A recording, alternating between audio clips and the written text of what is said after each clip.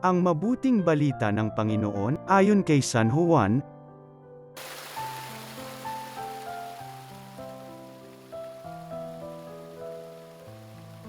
Noong panahong iyon, umalis si Jesus sa Samaria at nagtungo sa Galilea.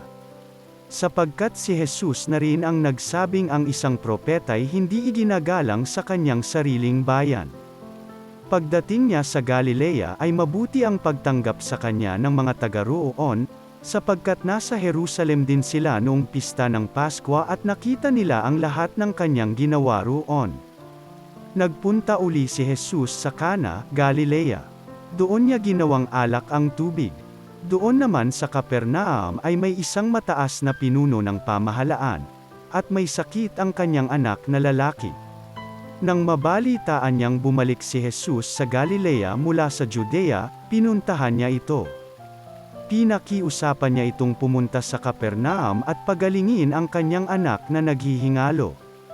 Sinabi sa kanya ni Jesus, "Hanggat hindi kayo nakakikita ng mga palatandaan at mga kababalaghan, hindi kayo mananampalataya."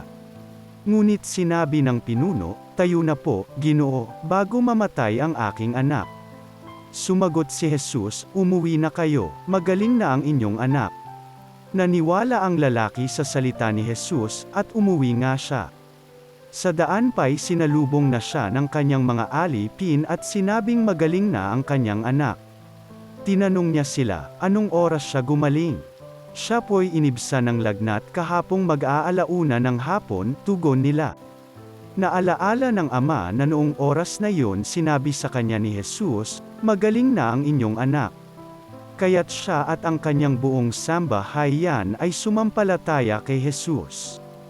Ito ang pangalawang kababalaghang ginawa ni Jesus sa Galilea pagpunta niya roon buhat sa Judea. Ang mabuting balita ng Panginoon.